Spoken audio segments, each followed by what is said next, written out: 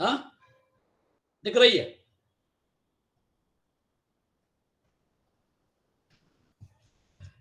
देखिए, जब आपको असली चीज मिल जाती है, जैसे बच्चों को जब असली कार मिल जाती है, असली टू व्हीलर मिल जाती है, तो खिलौनों में उनको कोई इंटरेस्ट नहीं रहता।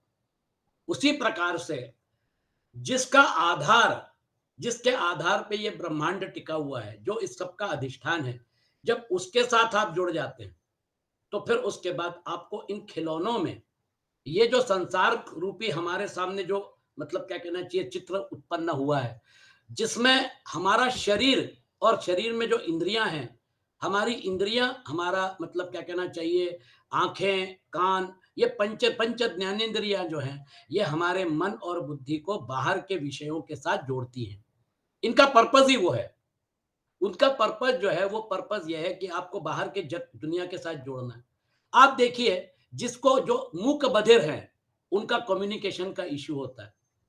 जो अंध हैं, उनका कम्युनिकेशन का इश्यू होता है। एक भी इंद्रिय अगर काम नहीं कर रही है, तो उसका जीवन जो है, वो जीवन कठिन हो जाता है। इंद्रियों का पर्पस कितना महत्वपूर्ण है। और इसलिए डॉक्टर हेलेन केलर जो थी, वो तो अंधमूक बधिर थी, और उन्होंने जो रिसर्च किया और उन्होंने जो इतना बड़ा काम किया, डॉक्टर हेलेन केलर ने अंधमूक बधिरों के लिए उन्होंने बहुत बड़ा काम किया। एंड वो मिसाइल मतलब शी गॉट अ पीएचडी, वो डॉक्टरेट थी। आज सोचिए, इतनी सारी लिमिटेशंस के साथ वो व्यक्ति कहाँ के कहाँ निकल गए। हमारे मतलब इस सत्संग में मेडिकल साइंस के भी लोग जुड़े हुए हैं। आंख की रोशनी चली जाने के बाद, ग्लूकोमा होने के बाद, आंख खराब होने के बाद, एक अच्छा व्यक्ति जो है, वो मेंटल डिप्रेशन में चला जाता है कि कल तक उसको दिखता था और आज नहीं दिखता है। तो ये जो है, हमारी इंद्रियों का पर्पज जो है, वो बेसिकली विषयों के साथ जोड़ना है। और मन और बुद्धि जो है, इंद्रियां जो डेटा लेके आती हैं, उसको एनालाइज करती हैं। लेकिन ये जो डेटा है, ये परिवर्तनशील है। आज हमारे सामने संसार की जो समस्या है, वो किस चीजों के साथ जुड़ी हुई है? किसी व्यक्ति के साथ, किसी वस्तु के साथ, किसी विषय के साथ, किसी परिस्थिति के साथ। और हम इसमें अपने आप को पूरी तरह से फंसा के रख देते हैं, उससे बाहर नहीं निकलते। दिक्कत यह है कि ये अभिव्यक्ति के माध्यम हैं। ये अभिव्यक्त करने के लिए आपको साधन दिए हैं। ये स्थूल शरीर आपको अभिव्यक्त करने के लिए साधन दिए हैं। लेकिन अभिव्यक्त क्या हो रहा है? जो अभिव्यक्त हो रहा है, उसके साथ जब हम जुड़ जाते हैं, तो ये साधनों का इंपॉर्टेंस कम हो जाता है। ये साधन जो है, ये अपनी जगह बिल्कुल सही है। लेकिन जीवन का जो हमारा जो प्रवास है, उसमें जिस चीज की अभिव्यक्ति हो रही है, जब हम उसके साथ जुड़ जाते हैं, दिक्कत ये होती है, मैं जागृत अवस्था में दुनिया को देखता हूं, मैं स्वप्नावस्था में एक मतलब कल्पनात्मक सृष्टि को देखता हूं। वो कल्पनात्मक सृष्टि जो है, वो असली थोड़ी है। उसी प्रकार से ये परिवर्तनशील जगत की जो सृष्टि है, जो इंद्रिय जन्य है, ज्ञानेंद्रियों से मिल रही है, ये परिवर्तनशील है, आज है कल नहीं रहेगी। इसलिए यहां पर जो भी लोग शरीर लेके व्यवहार कर रहे हैं, वो ना शरीर रहेंगे और ना वो व्यवहार रहेगा। 200 साल के बाद, 400 साल के बाद, 1000 साल के बाद, तथाकथित आज का जो व्यवहार है, ये काल के गाल में समा जाएगा। त्रेता युग में रामायण हुआ था, द्वापर युग में महाभारत हुआ था। आज आप चाहकर भी उसको रिक्रिएट नहीं कर सकते। अब युग बदल गया, कलयुग। कलयुग में अनेक राजा हुए। हमारा गोल्डन पीरियड था, भारत सोने की चिड़िया थी विक्रमादित्य के समय। आज वो जो है, वो गोल्डन पीरियड खत्म होने के बाद 1000 वर्ष की गुलामी आ गई।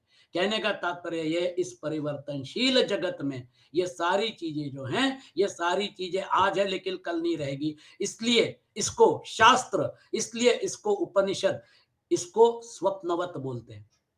ये इंद्रिय जन्य जो ज्ञान है, ये अगर परमानेंट होता, ये शरीर अगर परमानेंट होता, तब जाके ये रियल होता। लेकिन सत्य की व्याख्या क्या है? त्रिकाला बाधित्वम सत। जो त्रिकाल से अबाधित है, वो सत है। और जो त्रिकाल के डायमेंशन में है, मतलब कल, आज और कल, पास्ट, प्रेजेंट एंड फ्यूचर जिसको एप्लीकेबल होते हैं, वो असत का डायमेंशन है। असतो मां सदगमय, इसका मतलब जीवन में तमसो मां ज्योतिर्गमय, मृत्योर मां अमृतम गमय। इसको आप गांठ बांध के रख लीजिए। जब आपने अमृत का पान कर लिया, जो अभिव्यक्त हो रहा है उसके साथ आप रूबरू हो गए, तो फिर साधनों का इंपॉर्टेंस या तथाकथित बाह्य विषयों का या वस्तुओं का और ये सारा इसका जो महत्व अपने आप खत्म हो जाता है। अवस्था परिवर्तन के साथ छोटा बच्चा खिलौने जो हैं, वही खिलौने जिनके लिए रोता था, वही खिलौने जिनके लिए जिद करता था, पिटाई होती थी उसकी, आज वो खिलौने घर में पड़े हैं, पलट के भी नहीं देखता। अवस्था परिवर्तन के साथ जिस प्रकार से हमारे विचार में बदल आता है, हमारे में मैच्योरिटी आती है, उसी प्रकार से जब हम असत से सत्य में चले जाते हैं, जब हम मतलब एकदेशीय जो हैं, जीवात्मा जीवात्म भाव से सर्वात्म भाव में चले जाते हैं, तो फिर उसके बाद आपको एक ब्रह्म तत्व के अलावा बाकी सारी चीजें जो है, वो सारी चीजें समुद्र में लहरों के जैसे होती है। लहरों में आपका इंटरेस्ट खत्म हो जाता है। आपको समुद्र मिल गया, तो फिर आपको लहरों में क्या इंटरेस्ट है? लहरें आती हैं, लहरें जाती हैं। अनेक महापुरुष आए एक लहर के रूप में और फिर बाद में चले गए। शरीर छोड़ने के बाद आप उस पॉइंट को पकड़ लीजिए। जैसे ही आप शरीर को छोड़ देंगे, ये सारा का सारा व्यवहार जो है, शरीर सापेक्ष व्यवहार, जीरो लेवल पे आ जाएगा। ना शरीर रहा और ना शरीर के द्वारा ये जोड़ा हुआ सब जो है ये रहा। ये सब आप यहीं छोड़ के और फिर आपके आगे की जो परम गति है वहां जाएंगे। परम गति में लिमिट जो है, ब्रह्मलोक जो है, वहां तक मत रुकिए, वहां से आगे जाइए। आ ब्रह्म भुवनालोका पुनरावर्तिनो अर्जुन। वो जो है ब्रह्मलोक तक जाके रुकने में कोई मतलब नहीं। अगर ब्रह्मलोक तक जाएंगे तो देर आर टू ऑप्शंस, वापस आ भी सकते हैं या फिर ब्रह्मा के साथ, जब ब्रह्मा का आयुष्य समाप्त हो जाएगा तो वो जब उनका आयुष्य समाप्त हो तो अब तो आपकी मुक्ति होगी। अभी हमारे वर्तमान ब्रह्मा जो है, जिनकी 311 लाख करोड़ की आयु है, उसमें से 50% हो गई है, अभी बची हुई 50% है। मान लीजिए आप इस जन्म में तपस्या करके और आपने ब्रह्मलोक प्राप्त कर लिया, तो फिर 311 लाख का 50% जो है, वो जब उसकी आयु समाप्त होगी, जब ये ब्रह्मा का मतलब क्या कहना चाहिए, यानी महाप्रलय में जब ये ब्रह्मा का अंत हो जाएगा, तब फिर नए ब्रह्मा आएंगे, उस समय नई सृष्टि होगी। ये ब्रह्मा के साथ फिर आपको मुक्ति मिलेगी। तब तक आपको ब्रह्मलोक में रुकना पड़ेगा। तो आपका अगर मोक्ष जिसको कहते हैं, मोक्ष मतलब क्या, नोट कर लीजिए, मोक्ष मतलब सर्वात्म भाव। मेरे अंदर जो आत्म तत्व है और आपके अंदर जो आत्म तत्व है वो एक ही है। तो फिर अहंकार का जो हमने मतलब क्या कहना चाहिए मास्क यूज किया है, वो मास्क को निकाल दीजिए। आपको आदत लग जाएगी, जब हम किसी व्यक्ति से बात करते हैं तो हम उसके चेहरे की तरफ देखते हैं। उसके चेहरे की तरफ देखते हैं मतलब आपका जो the the face is the index of the mind. वो चेहरे की तरफ देख के उसका मन अभिव्यक्त होता है, उसकी बुद्धि अभिव्यक्त होती है। जब हम संवाद करते हैं तो उसके चेहरे की तरफ देखते हैं, उसके कपड़ों की तरफ, उसकी वेशभूषा की तरफ नहीं देखते हैं। आप you are reading the mind through the instruments. आप उसके आंखों से, उसके हाव भाव से, उससे आप मतलब उसके माइंड को समझ रहे हैं। हमारा मन कम्युनिकेट करता है हमारे फेस से।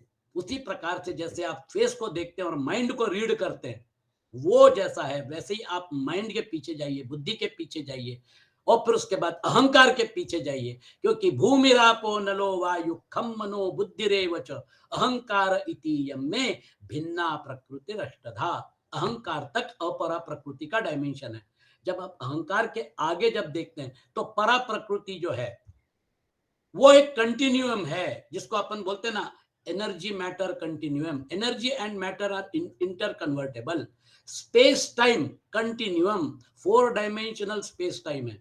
हमको स्पेस टाइम हमको 3 डायमेंशनल स्पेस और टाइम का डायमेंशन अलग अलग बताया गया था, लेकिन आइंस्टाइन ने एक तगड़ा झटका दिया और उन्होंने बोला स्पेस टाइम इज 4 डायमेंशनल। हमारा सारा व्यवहार 4 डायमेंशनल स्पेस टाइम में होता है। और उन्होंने जो उनके जो मतलब क्या कहना चाहिए ग्रेविटी के जो सिद्धांत है, उन्होंने उन्होंने बताया कि ग्रेविटी क्या है, it is the curvature of space time. जब किसी बड़े मतलब क्या कहना चाहिए बड़ी फिजिकल बॉडी जैसे सूर्य है, तो सूर्य के आजू बाजू का जो स्पेस टाइम है वही कर्व हो जाता है। इसलिए लाइट जो है वो लाइट भी बेंड होना पड़ेगा। प्रकाश सीधा ट्रैवल करता है, लेकिन प्रकाश को बेंड होना पड़ेगा because of the curvature of space time. ये कर्वेचर ऑफ स्पेस टाइम जो है उसकी वजह से पृथ्वी सीधी जा रही है, लेकिन पृथ्वी को प्रदक्षिणा करनी पड़ती है सूर्य की, बिकॉज स्पेस टाइम कर्व्ड हो गया है। ये जो बड़ा मतलब सिद्धांत तो उन्होंने थ्योरी ऑफ रिलेटिविटी में डाला, उसके बाद फिर सबकी आंखें खुल गई। आप देखिए गुरुत्वाकर्षण के सिद्धांतों को एक्सप्लेन किया with the curvature of space time, और फिर आगे research has proved it again and again कि आइंस्टाइन वाज राइट।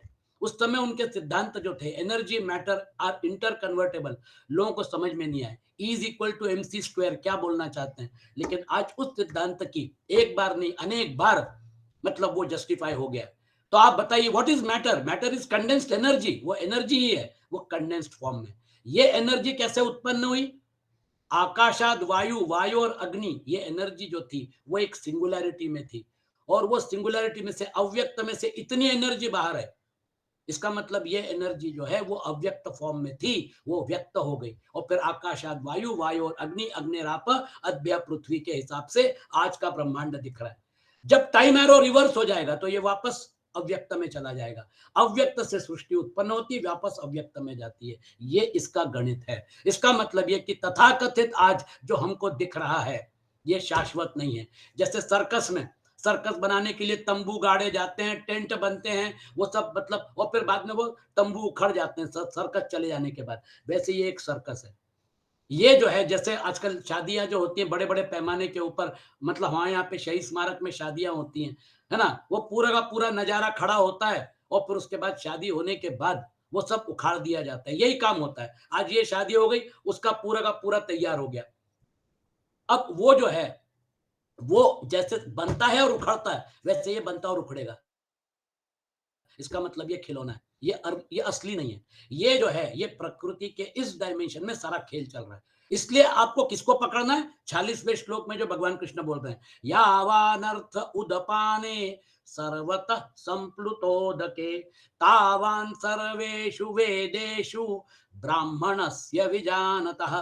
सर्वतः संप्लुतोदके उदपाने, सब तरफ से परिपूर्ण महान जलाशय प्राप्त होने पर छोटे गड्ढों में भरे जल में मनुष्य का यावान अर्थ, जितना प्रयोजन रहता है, अर्थात कुछ भी प्रयोजन नहीं रहता, विजानतः ब्राह्मणस्य सर्वेषु वेदेषु तावान, वेदों और शास्त्रों को तत्व से जानने वाले ब्रह्म ज्ञानी का संपूर्ण वेदों में उतना ही प्रयोजन रहता है, अर्थात कुछ भी प्रयोजन नहीं रहता।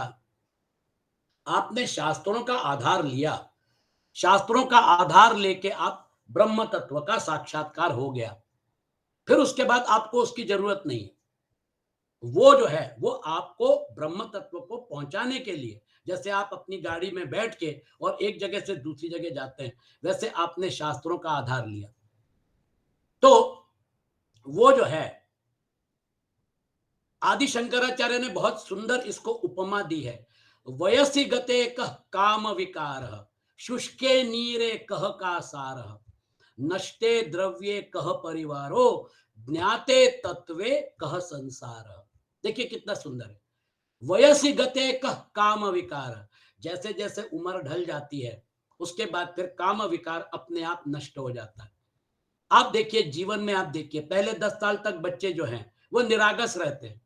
वो जो है वो 10 साल से लेकर 60 साल की उम्र तक वो जो है वो प्रकृति ने प्लांट करके रखा है हमारे अंदर।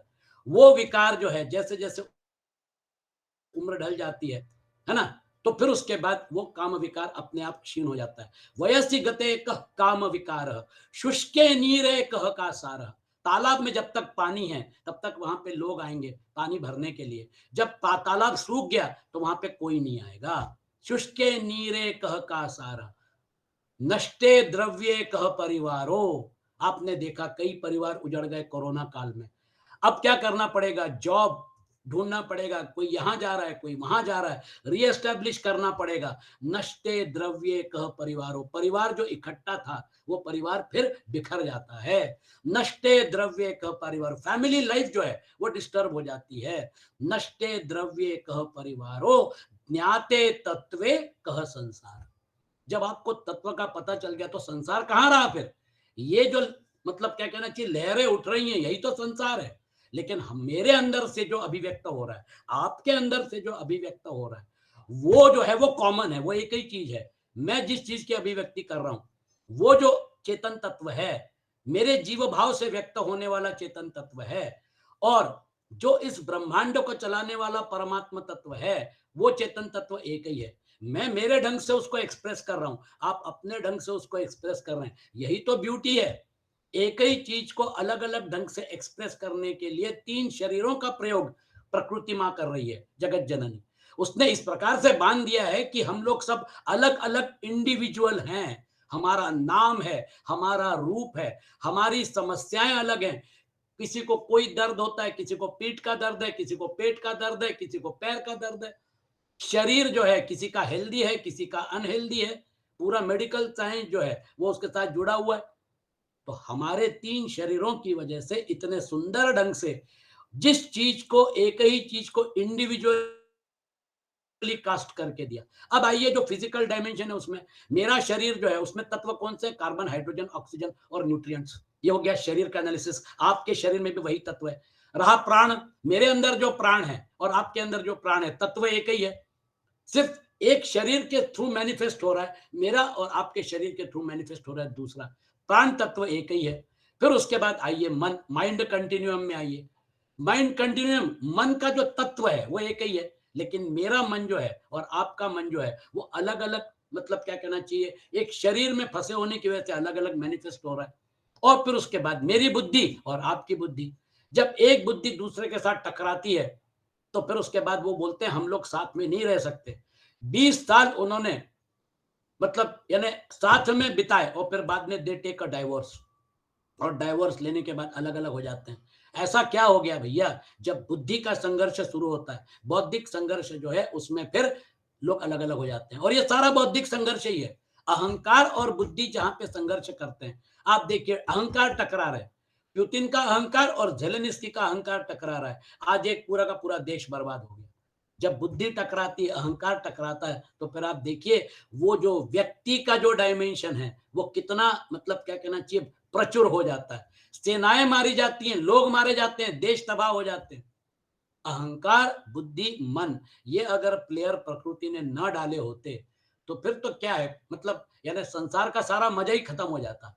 लेकिन आज उसने संसार को इतना जबरदस्त पावर हाउस बना दिया है कि अच्छे अच्छे लोग जो है वो भी उसमें से बाहर नहीं निकल सकते। ये संसार का ज्ञाते तत्वे कह संसार। इसलिए ब्राह्मणस्य सर्वेषु वेदेषु तावान, हमारे वेदों में ज्ञान कांड भी है, कर्म कांड भी है, उपासना कांड भी है। ज्ञान कांड का प्रयोजन जो है वो आपको ये सारा का सारा संसार जो है इसमें से बाहर निकालने का काम ज्ञान कांड करता है। इसलिए ज्ञान कांड जब समझ में आ गया तो ब्राह्मणस्य सर्वेषु वेदेषु तावान, जल से सर्वथा परिपूर्ण स्वच्छ निर्मल महान सरोवर के प्राप्त होने पर मनुष्य को छोटे छोटे जलाशयों की कुछ भी आवश्यकता नहीं रहती। तावान सर्वेषु वेदेषु ब्राह्मणस्य विजानता, ऐसे ही जो महापुरुष परमात्म तत्व को प्राप्त हो गए उनके लिए वेदों में कहे हुए यज्ञ, दान, तप, तीर्थ, व्रत आदि जितने भी पुण्यकारी कार्य हैं उन सब से उनका कोई मतलब नहीं रहता है। वो चाहे तो करें चाहे तो ना करें, है ना। वो जो है वो उसके बाहर, उस डायमेंशन के बाहर निकल जाते हैं। तो कोई मतलब नहीं रहता, अर्थात वे पुण्यकारी कार्य उनके लिए छोटे छोटे जलाशयों की तरह हो जाते हैं। ऐसा ही दृष्टांत आगे 17वें श्लोक में दिया गया है कि वह ज्ञानी महात्मा समुद्र की तरह गंभीर हो जाता है, क्योंकि वो ब्राह्मी स्थिति का अनुभव ले रहा है। ब्रह्म तत्व जो है, एक ही ब्रह्म तत्व जो है वो उस एक ही ब्रह्म तत्व में वो खेल रहा है। उसने अपना लिमिटेशन जो है उसको तोड़ डाला, उसने अपने लिमिटेशन में से बाहर निकल गया। 3 शरीर रहे ना, अपना काम करें, लेकिन हम उन लिमिटेशन से बाहर निकल गए। जैसा मैंने एक बार उदाहरण दिया था, ट्रैफिक में मैं हूं, मैं प्रवास कर रहा हूं, मैं गाड़ी पे चल रहा हूं, लेकिन मेरा दिमाग कहीं और है। मैं सिग्नल के ऊपर रुकता हूं, मैं जजमेंट लेता हूं, लेकिन मैं, मेरी बुद्धि और मेरा मन कुछ और सोच रहे हैं। मुझे लेक्चर देने जाना है, मेरे दिमाग में मेरे लेक्चर का प्लानिंग चल रहा है, और मैं, मतलब मेरे गंतव्य पे पहुंच के और मैं वहां पर जाकर लेक्चर भी देता हूं। मैंने पूरी लेक्चर की प्लानिंग जो है वो लेक्चर की प्लानिंग मेरे प्रवास में की है। इसका मतलब मैं ट्रैफिक में था और नहीं भी था। I was there but I was not there. इसी प्रकार से आपको संसार में रहना पड़ेगा, आप हैं भी और नहीं भी हैं। वो जो है वो ट्रिक आपको भगवान कृष्ण, ये 2-4 श्लोक जो है ये महत्वपूर्ण है। इसलिए रहता है, अर्थात पुण्य कार्य उनके लिए छोटे छोटे जलाशयों की तरह हो जाते हैं। ऐसा ही दृष्टांत आगे दिया है। उसके सामने कितने ही भोग आ जाए पर वे उसमें कुछ भी विकृति पैदा नहीं कर सकते। वो भोग भोगता है, वो कार को यूज करता है, बंगलों में रहता है, महलों में रहता है, लेकिन जैसे भगवान राम ने अयोध्या छोड़ी वल्कल धारण किए और वनवास के लिए निकल गए, पीछे मुड़ के नहीं देखा। हाय, मेरी अयोध्या छूट रही है, मेरा राज्याभिषेक होने वाला था, मैं राजकुमार बनने वाला था, मैं देखता हूं कि भरत कैसे गद्दी पे बैठता है। पलट के नहीं देखा, वनगमन कर लिया। और अयोध्या के लोग जो उनके पीछे पीछे आ रहे थे, उनको भी सुमंत मंत्री को बोला, सुमंत मंत्री ये लोग सो रहे हैं, रात का समय है, रथ को अभी गायब हो जाते, नहीं तो ये लोग तो कहां कहां हमारे पीछे पीछे आएंगे। जब सुबह अयोध्या के लोग उठे तो राम, सीता और लक्ष्मण रथ में बैठ के निकल चुके थे। देखिए, अयोध्या के लोग भगवान राम को छोड़ने के लिए नहीं तैयार थे, लेकिन भगवान राम ने अपनी जो विधि लिखित था, अपना जो विहित कर्तव्य था, उसके लिए, और फिर उसके बाद पिताजी ने जो वचन दिया था माँ को, कैकेयी को, उस वचन की पूर्ति के लिए वनगमन कर लिया। अयोध्या छूट गई। सीता जी को बोला, सीता तुम मेरे साथ वन में कहाँ आओगी, वहां पे जंगली जानवर है, बड़ा खतरा है, राक्षस लोग हैं, बड़े विचित्र विचित्र अनुभव आएंगे, मैं नहीं चाहता हूं कि तुम वहां पे आओ, तुम यहाँ पे बैठो, सास ससुर की सेवा करो, मैं नहीं रहूंगा तो कम से कम तुम रहोगी। सीता जी नहीं मानी, लक्ष्मण नहीं माने, उनका भी प्रारब्ध उनको खींच रहा था। वनगमन भगवान राम के साथ किया, पलट के भी नहीं देखा अयोध्या। ये जो है, ये भाव जो है कि आज है लेकिन कल नहीं है तो कोई फर्क नहीं पड़ता, यहां पर यह सूचित किया जा रहा है, जो परमात्म तत्व को जानने वाला है और वेदों तथा शास्त्रों के तत्व को जानने वाला है, उस महापुरुष को ब्राह्मणस्य विजानतः पदों से कहा गया है।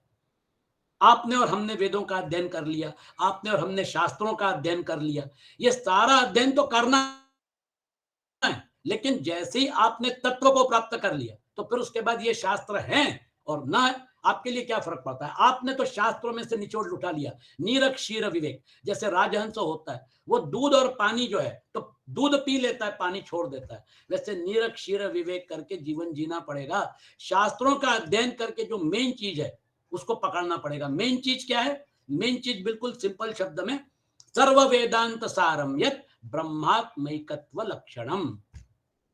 परमात्मा का चेतन तत्व और मेरा चेतन तत्व, जीव भाव से मैं भले ही ग्रस्त हूं, अपने आप को लिमिटेशन में मान के चल रहा हूं, लेकिन मेरे अंदर जो परमात्मा तत्व जो है, जीव परमात्मा तत्व और जीवात्मा तत्व एक ही पेड़ पे दो पक्षी के जैसे बैठे हुए हैं। जैसे ही हम परमात्मा तत्व की तरफ पलटते हैं तो फिर ये जो हम पेड़ के जो फल चखना शुरू करते हैं संसार के, ये कम हो जाता है और हमको उसकी महिमा का ज्ञान होता है। द्वा सुपर्णा सयुजा सखाया समानम वृक्षम परिशस्व जाते। वो एक ही वृक्ष के ऊपर दो पक्षी बैठे हुए हैं, इसका मतलब मेरे शरीर में भी परमात्मा तो सर्वात्मा है, वो तो सब जगह है, सब में है, इसका मतलब मेरे शरीर में परमात्मा के वास, परमात्मा का भी वास है। और तथाकथित जीव भाव से ग्रस्त मैं संसार का भी आनंद ले रहा हूं, पाप पुण्य के फल चख रहा हूं, जन्म मृत्यु के चक्कर में तथाकथित अपने आप को महसूस कर रहा हूं। आत्म तत्व जो है वो ना जन्मता है ना मरता है। भगवत गीता में क्या बोला दूसरे अध्याय में उन्होंने, न जायते म्रियते वा कदाचिन नायम भूत्वा भविता वा न भूया अजो नित्यः शाश्वतोयम पुराणो न हन्यते हन्यमाने शरीर। तो ये मरना मारना आना जाना, ये सारा का सारा जो चल रहा है, अल्टीमेटली आप देखेंगे ये अहंकार जन्य, ये सारा का सारा जो संसार का जो चक्र है, आना जाना, ये सब अहंकार, क्योंकि अहंकार का बेस कारण शरीर में। जब आप कारण शरीर को ज्ञानाग्नि सर्व कर्माणि भस्मसात कुरु अर्जुन, जब ज्ञान की अग्नि से कर्माशय भस्म हो गया तो फिर उसके साथ अहंकार भी खत्म हो गया। अहंकार जो है उसका बीज, जैसे आप बहुत बड़ी घास फूस ले लीजिए, उसमें आग लगा दीजिए, उसके आग, उस आग में सब जल जाता है ना। तो उसी प्रकार से कारण शरीर में जो भी था वो अगर भस्म हो गया तो ज्ञान की अग्नि से जब कारण शरीर भस्म हो गया, भस्मसात कुरुते अर्जुन, उसके साथ अहंकार भी भस्म हो जाता है। जब अहंकार भस्म हो जाता है तो आपका काम बन गया, फिर आपका अलग अस्तित्व जो है, अहंकार उसके लिए रिस्पॉन्सिबल था। तथा कथित वो जो आपने अपने आप को प्रकृति के साथ जोड़ा था, ये माना हुआ संबंध जो है वो कट हो गया। और परा प्रकृति जिसको आपने धारण करके रखा था, मेरा शरीर, मेरा मन, मेरी बुद्धि, कौन सी मेरी बुद्धि, कौन सा मेरा शरीर, आपने स्थूल शरीर जो है उसको आपने समर्पित कर दिया विराट को, आपका सूक्ष्म शरीर आपने समर्पित कर दिया हिरण्यगर्भ को, आपका कारण शरीर आपने समर्पित कर दिया ईश्वर को। अब आपका कहाँ रहा? वो जो है वो सर्वात्म भाव जो है उसके लिए ये जो बैगेज है, ये लिमिटेड बैगेज लेके जो हम घूम रहे हैं, इसको सरेंडर करना पड़ेगा। जिसका वो है, ये प्रकृति का दिया हुआ है, ये रेंटेड हाउस है, ये प्रकृति ने जो हमको दिया है, वो प्रकृति छीन सकती है और बड़े निर्दयता के साथ छीनती है। आईसीयू में एडमिट है, नलियां लगी हुई हैं, वेंटिलेटर लगा हुआ है और पंछी उड़ गया। आप कुछ नहीं कर सकते। इसका मतलब ये प्रकृति ने जो शरीर दिया था, अब समय आ गया, अब भैया घर खाली करो, छोड़ो। दिक्कत वहाँ आती है, वहाँ पे पीड़ा होती है। जो परमात्मा तत्व को जानने वाले हैं और वेदों तथा शास्त्रों के तत्व को जानने वाले हैं, उस महापुरुष को ब्राह्मणस्य विजानतः कहा है। तावान कहने का तात्पर्य है कि परमात्म तत्व की प्राप्ति होने पर वह तीनों गुणों से रहित हो जाता है। ज्ञाते तत्वे कह संसार आदि शंकराचार्य ने कितना सुंदर ढंग से बताया। जब गुणातीत हो गए तो फिर गुण कहाँ रह गए? गुणों का डायमेंशन जो है वो तो गायब हो गया ना। इसी को तो वो बोलते हैं ना भगवान कृष्ण। भगवान कृष्ण ने 7वें अध्याय में बोला है, मम माया दुरत्यया। ये जो माया है ये त्रिगुणात्मक माया है। जब तक हम गुणों में हैं तब तक ये सारा व्यवहार है। जब गुणातीत हो गए, 13वें अध्याय में गुणातीत होने के लिए बोलेंगे, तो गुणों से रहित अगर हो जाते हैं तो व्यवहार जो है वो व्यवहार के लिए आप गुणों का उपयोग कर रहे हैं, लेकिन आप अभी इंटेलिजेंट हो गए, आप ब्राह्मणस्य विजानता हो गए। आप जानते हैं कि जिस चीज का मैं उपयोग कर रहा हूं व्यवहार करने के लिए, ये व्यवहार सापेक्ष है। It is only part of my role play. मैं किसी का बेटा हूं, मुझे बेटे का रोल प्ले करना है। मैं किसी का पति हूं, मुझे पति का रोल प्ले करना है। मैं किसी का पिता हूं, मुझे पिता का रोल प्ले करना है। रोल प्ले बड़ी उत्कृष्ट ढंग से कर रहा हूं, लेकिन रोल प्ले की किसी भी चीज के साथ मैं आसक्त नहीं हूं, क्योंकि मुझे मालूम है कि ये सेट है, ये सेट झूठा है। यहाँ पे ना कुछ होता है ना कुछ, ये कलाकृति है। वहां पे फाइट सीन बनते हैं, वो जो है मतलब फाइट सीन तैयार होता है, अपन लोग जो है उस समय जो देखने वाले मतलब लोग हैं वो उस फाइट सीन को एंजॉय करते हैं।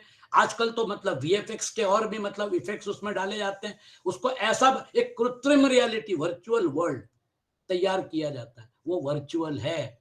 ये शब्द जो है वर्चुअल वर्ल्ड का, वीएफएक्स जो है वो ऐसा निर्माण कर देता है। और आजकल बहुत सारे पिक्चरों में वीएफएक्स का उपयोग किया जा रहा है। This is a virtual world. ये पूरा का पूरा जगत जो दिख रहा है ये वर्चुअल है, इसकी रियलिटी नहीं है। अगर ये रियलिटी होती तो ये हमेशा रहता, लेकिन ये आएगा और जाएगा। इसलिए उस बात को पकड़ लीजिए और वो वर्चुअल वर्ल्ड में से बाहर निकलिए। आप पिक्चर देखने गए, रोल प्ले किया, यहाँ देखना नहीं, आपको रोल प्ले करना पड़ता है। यही तो दिक्कत है। रोल प्ले करने की वजह से मनमुटाव होते हैं, भाई भाई से दूर हो जाता है, क्योंकि अपेक्षाएं रहती हैं। देखो वो मेरा भाई है लेकिन मेरे से कैसा व्यवहार कर रहा है, वो मेरी पत्नी है लेकिन कैसे व्यवहार कर रही है, वो मेरा बेटा है लेकिन देखो मेरे से कैसा व्यवहार कर रहा है। अपेक्षाएं, मन, बुद्धि, ऐसे सुंदर सुंदर प्लेयर प्रकृति ने डाल के रखे हैं कि इनमें से बाहर, इनसे बाहर निकलना बड़ा मुश्किल है। कैकई जो है वो रोल प्ले करने के लिए, उसको मंथरा ने रोल प्ले किया, छोटा सा रोल किया, लेकिन उसने जो काड़ी लगा दी उसकी वजह से कैकई जो है वो कोप भवन में चली गई और भगवान राम के वनवास की व्यवस्था हो गई। आप बताइए, छोटा सा रोल था। आप बोलेंगे वो तो विलेन का रोल प्ले किया, आप उसको विलेन का रोल बोलेंगे, लेकिन अगर वो अपना रोल प्ले नहीं करते तो रामायण नहीं होती। अगर मंथरा ने अपना रोल प्ले नहीं किया तो रामायण नहीं होती। अगर शूर्पणखा जो है वो वहां पे भटकती हुई नहीं आती तो सीता जी का हरण नहीं होता। जब उसके नाक कान काट दिए तो फिर वो मतलब वहां पे जो 15,000 राक्षसों की फौज लेकर खर, दूषण और त्रिशिर वहां पे बैठे हुए थे, उनके पास पहुंची, बोले देखो मेरी कैसी दुर्व्यवस्था कर दी, तुम लोग मेरे भाई हो, मेरी इज्जत का सवाल है। वो बोले चिंता मत करो, दोनों को पकड़ के मार डालेंगे।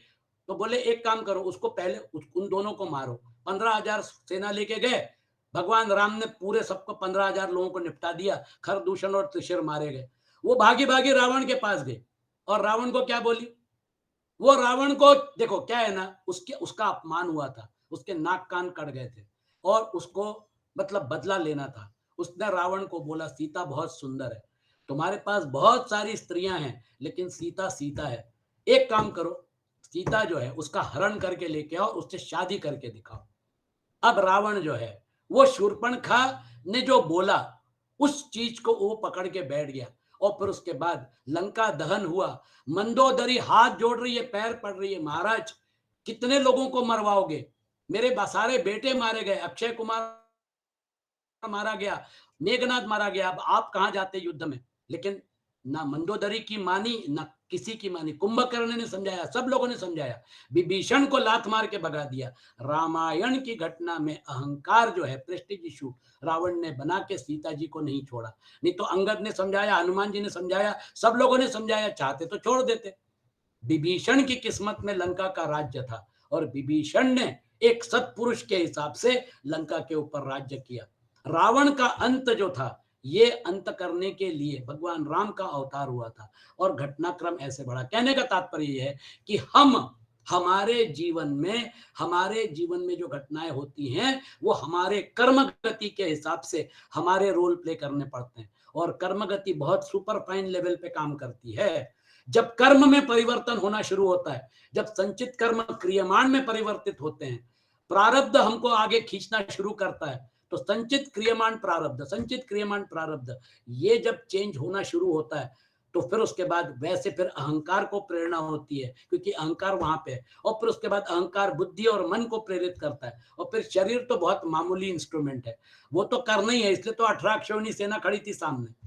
जब मन ने डिसाइड कर लिया, बुद्धि ने डिसाइड कर लिया, उसके बाद फिर 18 अक्षौहिणी सेना मरने मारने के लिए खड़ी है, जिसमें भगवत गीता का प्रसंग है। कहने का तात्पर्य यह है कि वो जो है प्राप्ति होने पर वह तीनों गुणों से रहित हो जाता है, वह निर्द्वंद्व हो जाता है। आपको जो ऊपर वाले श्लोक में बताया था, निर्योग क्षेम आत्मवान निस्त्रय गुण्यो भवार्जुन, वो जो सारे नी है कि इसमें से बाहर निकलो, वो सारे नी ऑपरेशनल हो जाते हैं, फिर वो निस्त्रय गुण्य हो जाता है, वो फिर आत्म तत्व के साथ जुड़ जाता है। तो उस श्लोक के साथ इसको रिलेट करेंगे तो समझ में आएगा। निर्द्वंद हो जाता है, अर्थात उसमें राग द्वेष आदि नहीं रहते, यह नित्य तत्व में स्थित हो जाता है, वह निर्योग क्षेम हो जाता है, अर्थात कोई वस्तु मिल जाए और मिली हुई वस्तु की रक्षा होती रहे, ऐसा उसमें भाव नहीं रहता, वह सदा ही परमात्मा परायण हो जाता है। यही हमारे जीवन का पर्पज है। ज्ञाते तत्वे कह संसार, सांसारिक भोगों का अंत नहीं है, अनंत ब्रह्मांड है और उनमें अनंत तरह के भोग हैं, परंतु उनका त्याग कर दें,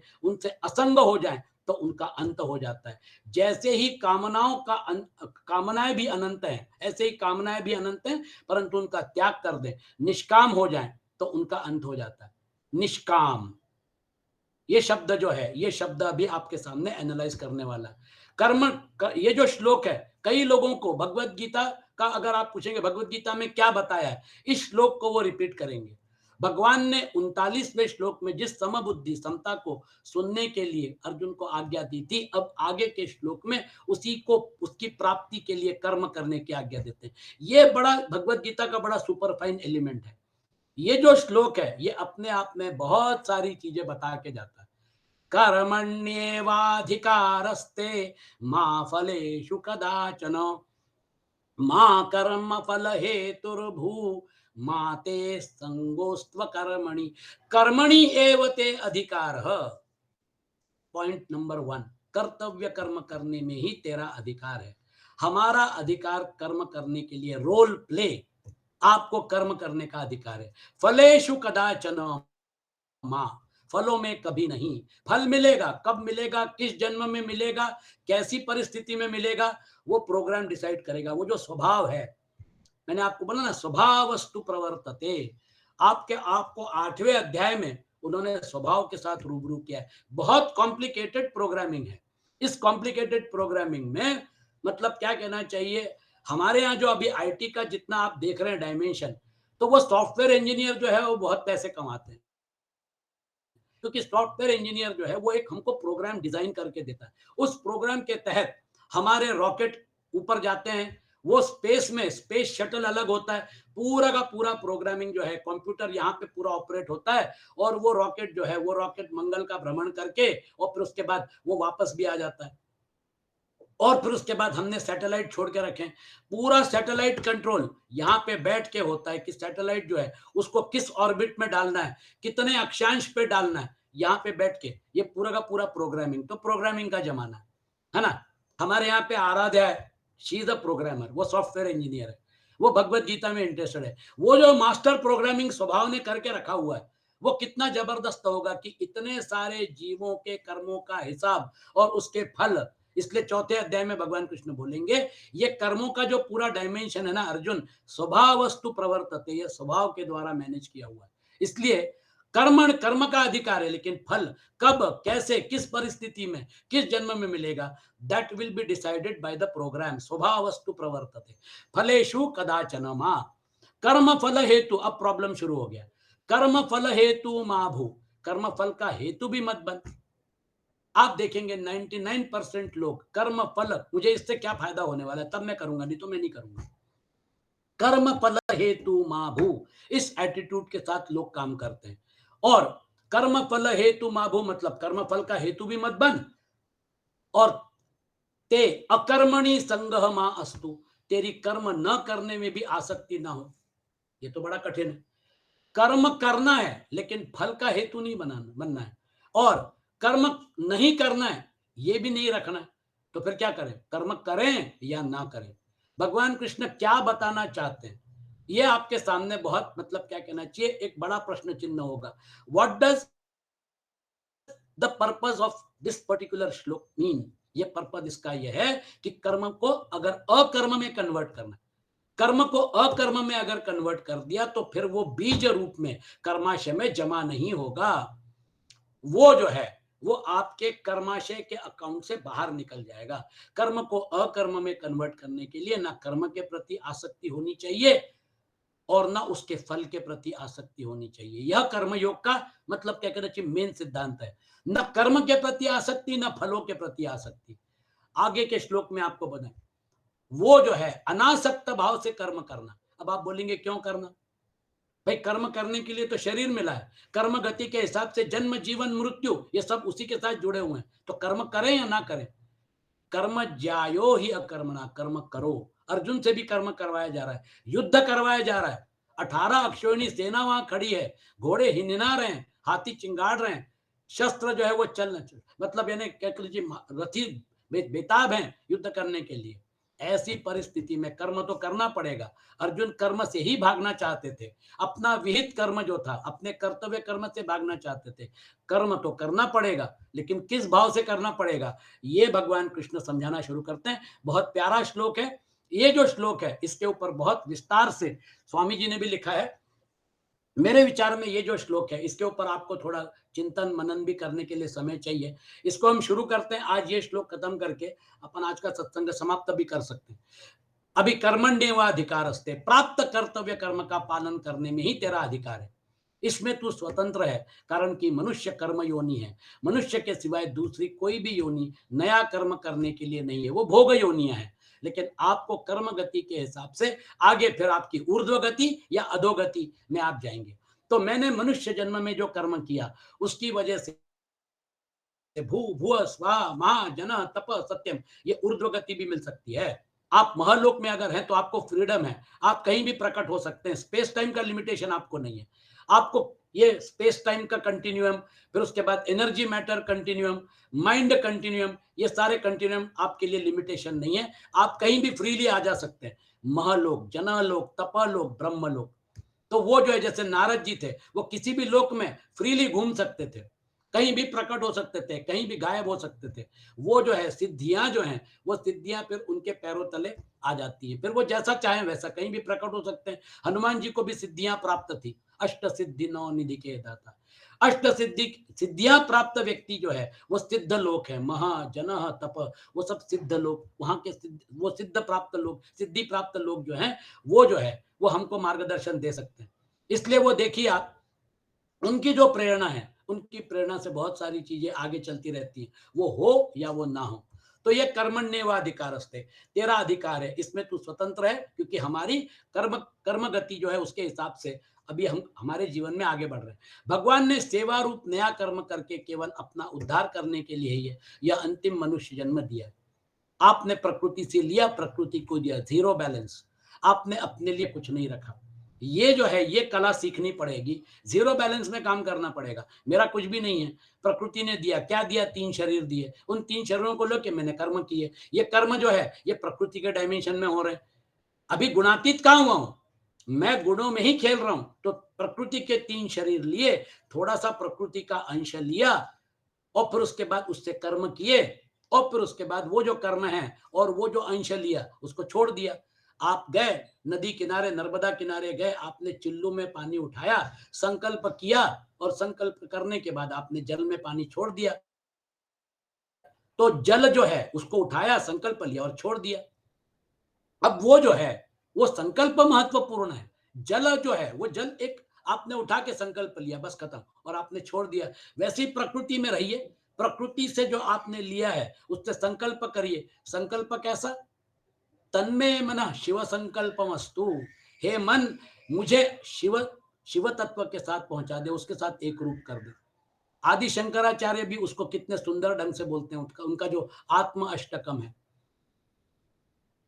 न मे बुद्ध्यहंकार चित्तानि नाहम, न च श्रोत्र जिह्वे न च घ्राण नेत्रे, न च व्योम भूमिर न तेजो न वायु, चिदानंद रूप शिवोहम शिवोहम। आपको ये जो अष्टक है, इस अष्टक को आप बोलिए, इसको इसके ऊपर मनन करिए। ये आपको प्रकृति के डायमेंशन से विलग करने के लिए बहुत सुंदर रचना आदि शंकराचार्य। चिदानंद रूप शिवोहम शिवोहम। वो जो शिवोहम शिवोहम जो है वो हमारा जो असली रूप है, वो वहां तक आपको ले जाने के लिए भगवत गीता में भगवान कृष्ण बोलते हैं, पहले तो ये कर्म की गठान जो है ना, ये बांध के रखिए। मैंने कर्म किया, उसका मुझे फल मिलना चाहिए, पहले ये गठान खोल दो। गठान खोलने के लिए ये श्लोक आपको मदद कर रहा है। भगवान ने सेवा रूप नया कर्म करके केवल अपना उद्धार करने के लिए यह अंतिम मनुष्य जन्म दिया है। अगर यह कर्मों को अपने लिए करेगा तो बंधन में पड़ जाएगा, क्योंकि आपने प्रकृति के डायमेंशन में कुछ लिया और फिर उसको अपना मान के कर्म जो है उसके साथ जोड़ दिया, तो फिर कर्माशय जो है उसमें फिर आपने कर्म डालना शुरू कर दिया। फिर वो संचित जो है वो फिर कन्वर्ट हो जाएंगे क्रियमान प्रारब्ध में, और फिर उसके बाद आपको कर्म गति में बांधते चले जाएंगे। और अगर कर्मों को न करके आलस्य प्रमाद में पड़ा रहेगा तो बार बार जन्मता मरता रहेगा। कर्म न करने से कर्माशय दग्ध बीज नहीं होता है। कर्म करके अनासक्त भाव से, कर्म करके आप कर्मों का कर्म योग का पालन करके निष्काम भाव, अनासक्त भाव मतलब इसीलिए निष्काम कर्म योग। भगवत गीता का ये जो श्लोक है ये निष्काम कर्म योग की प्रेरणा देता है। मतलब निष्काम यानी क्या? आपको ना कर्म के प्रति आसक्ति ना फल के प्रति आसक्ति है। उसी प्रकार से जैसे रोल प्ले करने वाला जो कलाकार होता है उसको वो रोल प्ले करना है, वो रोल के साथ उसको जो भी पैसा मिलना है उसको वो पैसा मिलेगा। वो रोल प्ले जो है वो रोल प्ले, उसको रोल प्ले करना, उसके रोल के प्रति कोई आसक्ति नहीं। वो रोल प्ले करता फुर्सत हो जाता है। उसी प्रकार से आप रोल प्ले करिए, लेकिन रोल इज अ रोल, वो कलाकृति का भाग है। उसको आप कब तक पकड़े रखेंगे? एक जन्म हो गया, फिर दूसरा जन्म, पुनरपि जननम पुनरपि मरणम, पुनरपि जननी जठरे शयनम, यह संसारे खलु दुस्तारे, कृपया पारे पाही मुरारे। इस संसार के चक्र में कब तक पड़े रहोगे? एक शरीर, दूसरा शरीर, तीसरा शरीर, नहीं मैंने कर्म किया उसका मुझे फल चाहिए, तो फिर मैं 20 जन्म के बाद उसका फल मिलेगा तो 20 शरीर धारण करूंगा और फिर उसके बाद उसका फल का उपभोग करूंगा। ये कब तक चलता रहेगा? कृपया पारे पाही मुरारे, पड़ा रहेगा तो बार बार जन्मता मरता रहेगा। तो भगवान कहते हैं कि तेरा केवल कर्तव्य कर्म करने में ही अधिकार है। मनुष्य शरीर में दो बातें हैं, पुराने कर्मों का फल भोग और नया पुरुषार्थ। दूसरी योनियों में केवल पुराने कर्मों का फल भोग है, अर्थात कीट पतंग पशु पक्षी और इवन देवता और ब्रह्मलोक तक वो भोग योनियां हैं। इसलिए उनके लिए ऐसा करो ऐसा मत करो यह विधान नहीं है। पशु पक्षी कीट पतंग आदि जो कुछ भी कर्म करते हैं उनका वह कर्म भी फल भोग में ही है, कारण कि उनके द्वारा किया जाने वाला कर्म उनके प्रारब्ध के अनुसार पहले से ही रचा हुआ है। प्रारब्ध क्या करता है? प्रारब्ध एक सुंदर सा सेट तैयार कर देता है। वो जो सेट है उस सेट में आपको कब एंट्री लेना है और फिर उसके बाद आपका कब एग्जिट होना है ये भी तय कर लेता है। अब वो प्रारब्ध के हिसाब से हमारे जीवन की गति तय होती है। प्रारब्ध के हिसाब से मैं मेरे प्रारब्ध के हिसाब से आगे बढ़ रहा हूं। बहुत कोशिश की थी कि ये भगवत गीता का मतलब क्या कहना चाहिए, अपना सत्संग शुरू हो। 2014 से कोशिश कर रहा था, लेकिन 2019 में वो योग बना और फिर ऑफलाइन शुरू हुआ। ऑफलाइन जो है उसके बाद फिर योग बना और ऑनलाइन शुरू हो गया। कोरोना जो है उस पीरियड में जब रचना जी ने बोला कि जोशी जी आप जबलपुर अगर नहीं आ रहे हैं तो हम ऑनलाइन शुरू करें, हमने कहा जरूर करिए। ऑनलाइन प्लेटफॉर्म तैयार हो गया। आज भगवत गीता का हमारा प्रयास एक आवर्तन हो गया। लोग जो बीच में ज्वाइन किए थे उन्होंने रिक्वेस्ट किया, अनुरोध किया कि हमको पूरा पहले अध्याय से बताइए। ये दूसरा रिवीजन चल रहा है भगवत गीता का। देखिए, योग बनने के लिए भी वैसा प्रारब्ध ज़रूरी है। रुकना पड़ा मुझे और मैं रुका, कोई दिक्कत नहीं, लेकिन अगर शुरू हो गया तो बड़ा अच्छा लगा। फिर इसके साथ जुड़ने के बाद ठाकुर भावधारा जो है, वो भी बैठक तैयार हो गई। देखिए कैसे अपन लोग मतलब यानी जिस मार्ग से जा रहे हैं, वैसे-वैसे सीन बदली होता रहे। पहले ठाकुर भावधारा में मैं नहीं था, बाद में फिर ठाकुर भावधारा में एंट्री हो गई। अब ये आगे कहाँ जाएगा? इसकी दिशा कहाँ जाएगी? अभी तो कुछ भी समझ में नहीं आता है। लेकिन जब हम आगे जाएँगे, तो फिर पता चलेगा कि ओह! हमने कहाँ शुरू किया था और हम कहाँ पे पहुँच गए। ये जो है, ये प्रवास जो है, ये प्रवास का पूरा मतलब मैनेजमेंट जो है, वो प्रारब्ध के हिसाब से, हमारे म्यूचुअल प्रारब्ध के हिसाब से होता है। कारण कि उनके द्वारा किया जाने वाला कर्म उनके प्रारब्ध के अनुसार पहले से ही रचा हुआ है। हमारे जीवन में क्या होता है? हमारे जीवन में प्रारब्ध और हमारा पुरुषार्थ ये दोनों काम करते हैं। उनके जीवन में अनुकूल प्रतिकूल परिस्थिति का जो कुछ भोग होता है, वह भोग भी फल भोग में ही है। परंतु मनुष्य शरीर तो केवल नए पुरुषार्थ के लिए ही मिला है, जिससे यह अपना उद्धार कर ले। आपको सेट बिछा दिया है, आपका सेट जो है वो रेडी है। अब आपको उसमें रोल प्ले करना है। वो रोल प्ले करने के लिए, है ना, आप एक कलाकार हैं, आप कैसा रोल प्ले करना चाहते हैं। आप देखिए, एक रोल में अपने आप को डालना, ये हर एक कलाकार जो है उसके बस की बात नहीं। मैं आपको एक बात पिछली बार भी बोला था, आनंद पिक्चर जो है, वो आनंद पिक्चर में राजेश खन्ना ने वो जो सीन है आखिरी का, जहाँ पे आनंद जो है उसकी मृत्यु होती है, वो इतना जीवंत कर दिया कि लोग रोते-रोते बाहर आए। भाई क्यों रो रहे हो? राजेश खन्ना तो नहीं मरा ना, आनंद मरा है, वो पिक्चर का हिस्सा था। नहीं, बोले वो सीन बहुत टचिंग था। मतलब हमारी भावना, हमारा मन उद्वेलित हो गया। लोग रोना शुरू कर दिए। जो चीज़ नकली है ना, राजेश खन्ना मरा, वो पिक्चर बन गई और फिर उसके बाद आगे निकल गई। आप देखिए रोल प्ले। मैं 5 साल का था, जब हमने मुगले आजम देखने के लिए गए थे। अब वो जो है, वो जो मतलब गाना होता है, उस गाने के समय यानी वो मधुबाला जी नाच रही हैं और वो जो गाना है, उस गाने के साथ जब जैसे-जैसे मतलब क्या कहना चाहिए, वो गाना आगे बढ़ता चला गया और फिर जब वो बोलती है कि जब भगवान से डर नहीं तो तुमसे क्यों डरे? तो वो जो एक्सप्रेशन था पृथ्वीराज कपूर का, अरे बाप रे! मैं 5 साल का था, मैं रोने लग गया और फिर हमारे पिताजी हमको बाहर लेके आए। इतना एक्सप्रेसिव फेस था वो एक्सप्रेशन, यानी अकबर बादशाह को गुस्सा आ रहा है कि मैं शहंशाह हूँ, मैं और तुम मेरा अपमान कर रही हो सबके सामने भरे दरबार में। देखिए, वो जो है वो पर्दा नहीं, जब कोई खुदा से बंदों से पर्दा करना क्या, वो बोलने के बाद उनका वो जो एक्सप्रेशन था, मैं 5 साल का था, मैं रोने लग गया, तो हमारे पिताजी बोलते थे, हम आधा पिक्चर देखे, फिर तुम रोने लग गए तो बाहर लेके चले गए।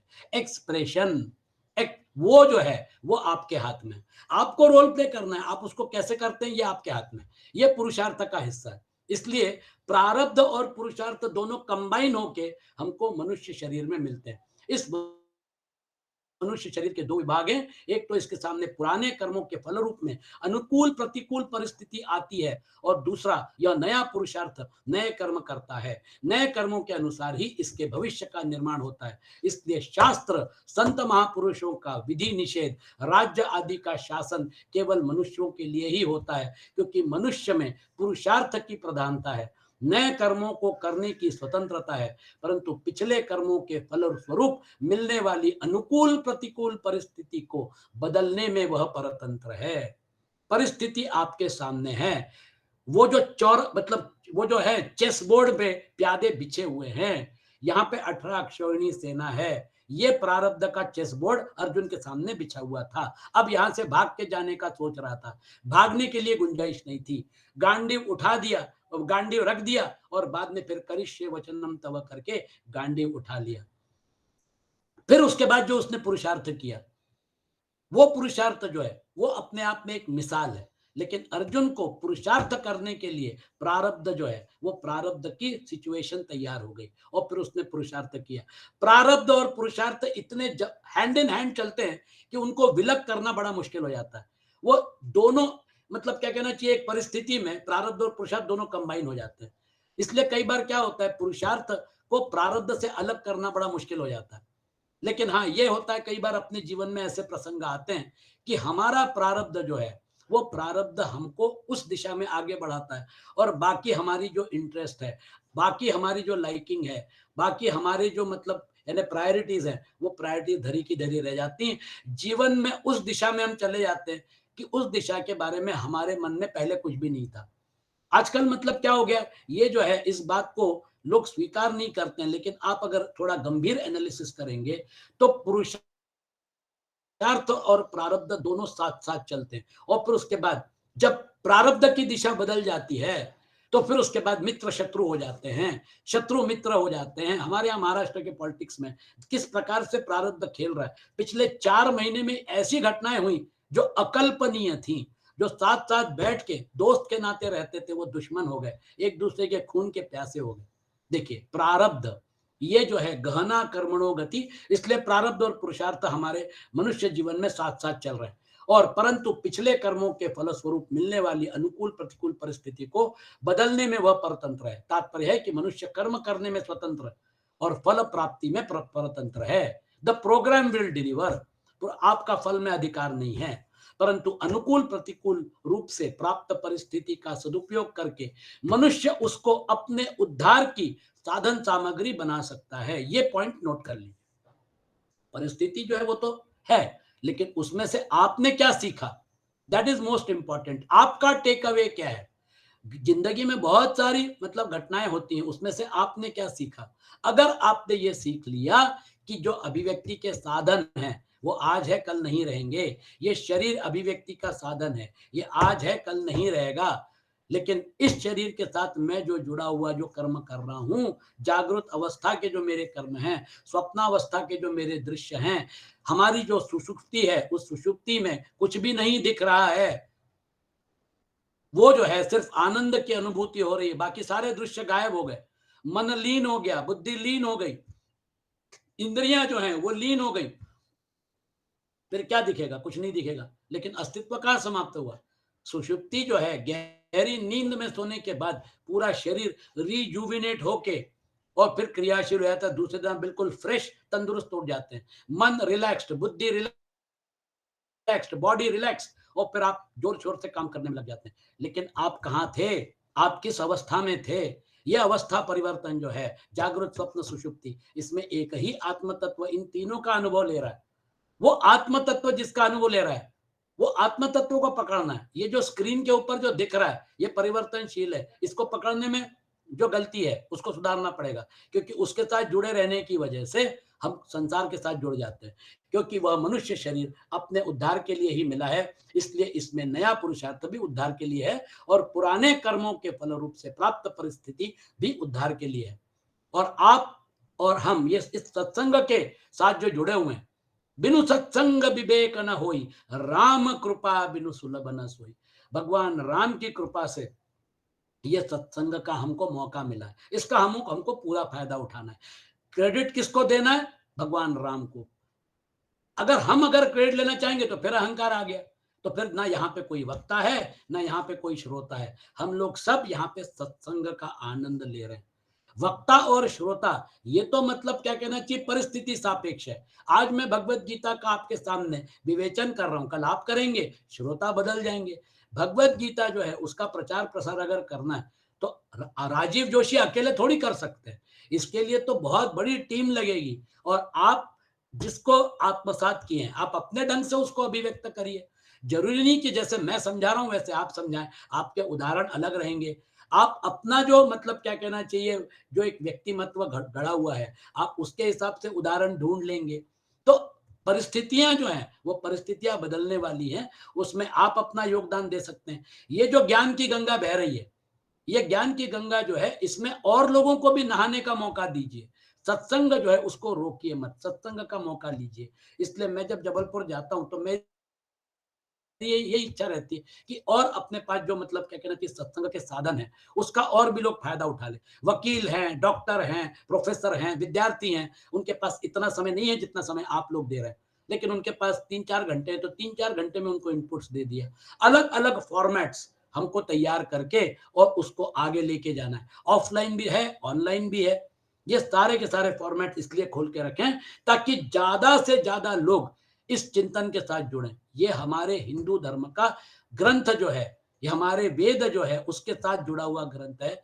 ये हमारे हमारे जैसे मुसलमान आदमी कुरान पढ़ता है, क्रिश्चियन आदमी बाइबल पढ़ता है, हमको भी भगवत गीता और उपनिषद को पढ़ के उसमें मास्टरी हासिल करना है। मास्टरी मतलब कैसी मास्टरी? मास्टरी मतलब शब्दों की मास्टरी नहीं, शास्त्रों की मास्टरी नहीं।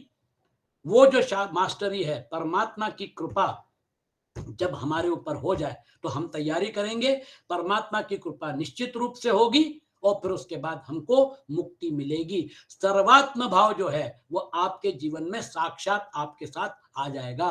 वो जो ब्राह्मी स्थिति है उसका अनुभव करना। कई बार क्या होता है, भगवत गीता पढ़ ली, वेद पढ़ लिए, उपनिषद पढ़ लिए, पांडित्य जो है वो पांडित्य हमारा उद्देश्य नहीं है। उसका टेक अवे ये है कि आपने उसमें से क्या ग्रहण किया। आपने ये ग्रहण कर लिया कि मैं कौन हूं, अहम ब्रह्म अस्मि। वो जो है जब वो भाव आपका बिल्कुल परफेक्ट कंफर्म हो गया, आपकी ब्राह्मी स्थिति, इस अध्याय के आखिरी में ब्राह्मी स्थिति का उल्लेख आएगा। ब्राह्मी स्थिति जब आपकी कंफर्म हो गई, इसका मतलब आपका भगवत गीता और शास्त्रों का अध्ययन सफल हो गया। वो जो है उसके लिए भगवान कृष्ण आपको तैयार कर रहे हैं। वो परिस्थितियां जो बदल जाती हैं, मां फलेषु कदाचन, अब फल में तेरा मतलब क्या कहना चाहिए, फंसो मत। फल में तेरा किंचन मात्र भी अधिकार नहीं है, अर्थात फल की प्राप्ति में तेरी स्वतंत्रता नहीं है, क्योंकि इस फल का विधान तो मेरे अधीन है। स्वभाव वस्तु प्रवर्तते, अतः फल की इच्छा न रखकर कर्तव्य कर्म कर। जब फल की इच्छा नहीं रही तो वो कर्म अकर्म में कन्वर्ट हो जाएगा और फिर वो कर्म जो है वो आपके कर्माशय में जमा नहीं होगा। वो जो है वो दग्ध बीज अवस्था में चला जाएगा। वो जैसे आपने दग्ध बीज करने के बाद वो जो बीज है वो बीज फिर उसके बाद पौधा नहीं बन सकता, वो दग्ध बीज हो गया है, वो अकर्म में कन्वर्ट हो जाता है। अगर तू फल की इच्छा रखकर कर्म करेगा तो तू बंध जाएगा। फले सक्तो निबध्यते, कारण की फलेच्छा अर्थात भोक्तृत्व पर ही कर्तृत्व टिका हुआ है, अर्थात भोक्तृत्व से ही कर्तृत्व आता है। फलेच्छा सर्वथा मिटने से कर्तृत्व मिट जाता है। कर्तृत्व मिटने से मनुष्य कर्म करता हुआ भी नहीं बंधता। अर्जुन को कर्तृत्व जो है वो करना था। अब उसका जो मतलब क्या कहना चाहिए, एक क्षत्रिय के हिसाब से जो कर्तव्य था वो उसको करना था।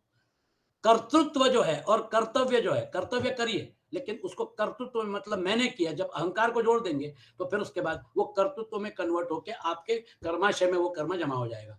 कर्तृत्व मिटने से मनुष्य कर्म करता भी नहीं बनता। माम अनुस्मर युद्ध च, भगवान कृष्ण बोलते हैं, बार बार भगवान कृष्ण उसको बोलते हैं कि कर्म करो, कर्म से मैं तुमको नहीं रोक रहा हूं, लेकिन तुम अगर उसको अपना अहंकार का अगर पुट लगाओगे तो फिर मोह उत्पन्न हो जाएगा। मैं मारूंगा, ये मरेंगे, भीष्म को मैं कैसे मारूंगा, द्रोण को मैं कैसे मारूंगा। भाव यह हुआ कि वास्तव में मनुष्य कर्तृत्व में उतना फंसा हुआ नहीं है जितना फलेच्छा अर्थात भोक्तृत्व में फंसा हुआ है।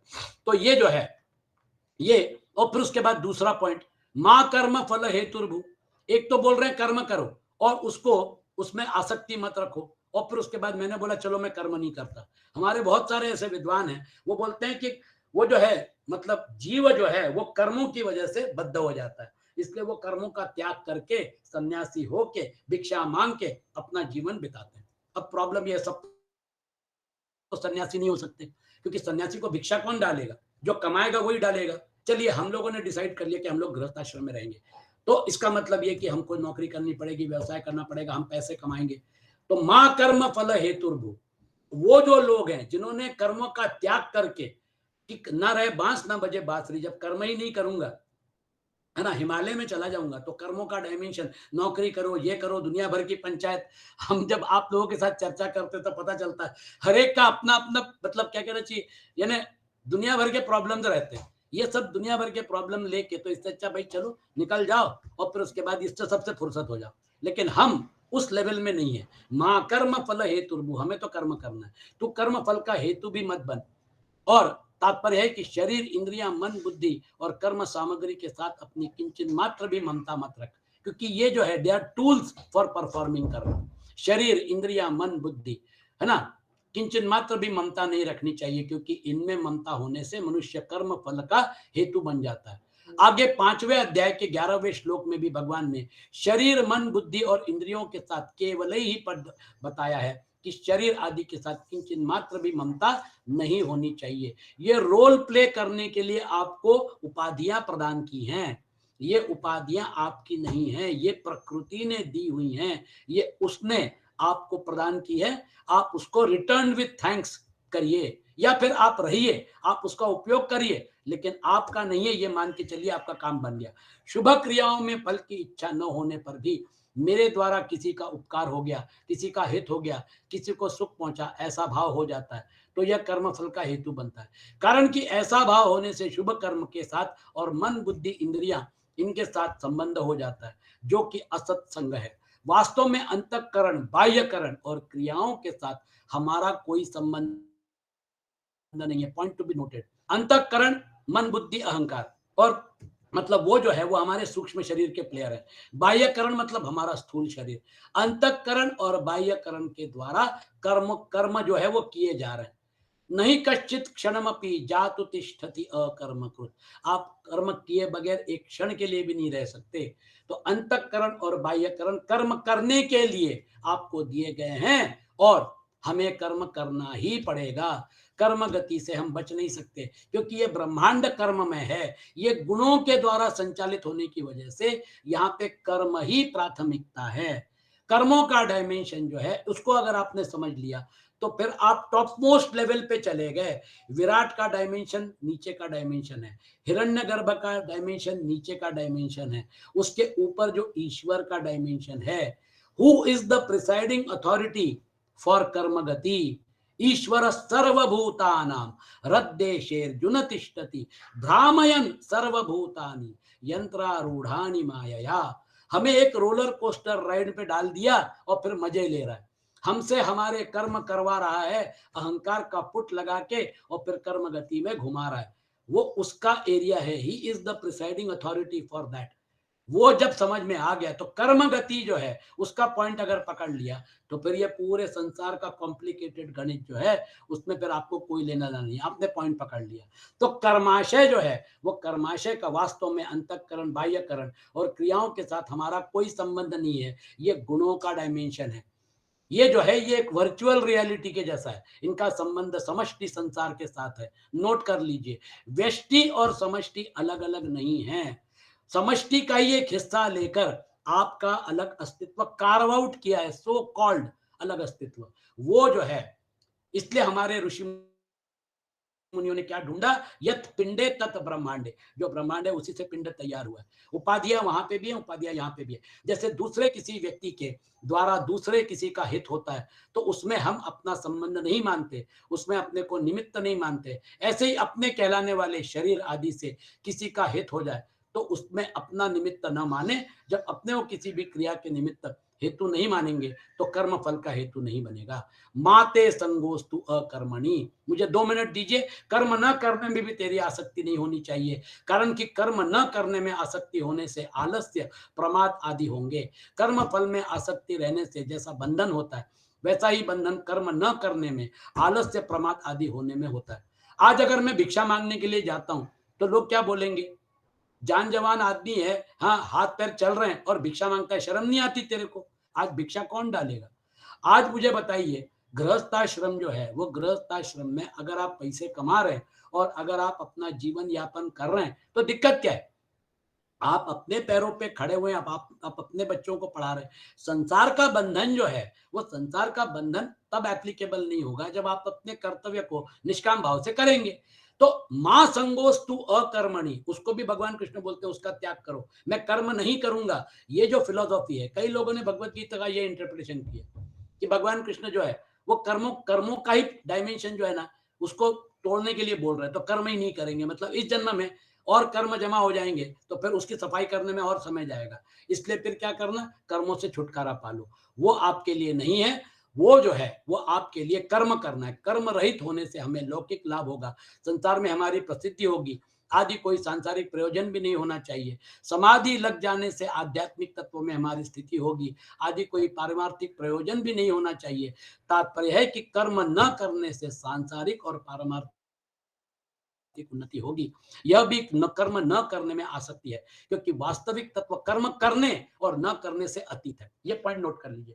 कर्म का डायमेंशन जो है वो कर्म का डायमेंशन करते हुए ऑटो मोड में डाल दीजिए। जैसे आप ट्रैफिक में जा रहे हैं, ऑटो मोड में डाल दिया, मन कहीं और है, बुद्धि कहीं और है, प्लानिंग कहीं और चल रहा है और आप ऑटो मोड में, आपका शरीर ट्रैफिक में चला जा रहा है। तो फिर आप आनंद लीजिए, कर्म जो है उसको करिए, कर्म के साथ जुड़िए मत। इस श्लोक के 4 चरण हैं। इस श्लोक के 4 चरणों में 4 बातें हैं। कर्म करने में ही तेरा अधिकार है, पॉइंट नंबर 1। फल में कभी तेरा अधिकार नहीं है, पॉइंट नंबर 2। तू कर्म फल का हेतु भी मत बन और कर्म न करने में भी तेरी आसक्ति ना हो। बहुत सुपर फाइन ढंग से भगवान कृष्ण समझा रहे हैं। इनमें से पहले और चौथे चरण की बात एक है तथा दूसरे और तीसरे चरण की बात एक है। पहले चरण में कर्म करने में अधिकार बताया है और चौथे चरण में कर्म न करने में आसक्ति होने का निषेध किया है। दूसरे चरण के फल की इच्छा का निषेध और तीसरे चरण में फल का हेतु बनने का निषेध। निष्काम कर्म जो है उसको यहां पर समझाया है। ये निष्काम कर्म जो है ये हमको करते हुए आगे बढ़ना। तात्पर्य है कि वस्तु, व्यक्ति और क्रिया में मन का जो राग खिंचाव है वह अज्ञान का खास चिन्ह है। रोल प्ले को असली मानना ये हमारे लिए घातक है। रोल प्ले असली नहीं है, रोल रोल है, हम अलग हैं। जैसे किसी वृक्ष के कोटर में आग लगी हो तो वह वृक्ष हरा भरा नहीं रहता, सूख जाता है। ऐसे ही जिसके भीतर राग रूपी आग लगी है उसको शांति नहीं मिल सकती। तो इसलिए पॉइंट आपने नोट कर लिया। बहुत सुंदर श्लोक है, गहन मनन चिंतन करिए। कर्मयोग का सिद्धांत आपको बहुत सुंदर ढंग से समझाया। संकल्प मंत्र और ओंकार। ओम असतोमा सद्गमय, तमसोमा ज्योतिर्गमय, मृत्योर्मा अमृतं गमय। ओम शांति शांति शांति। ओम।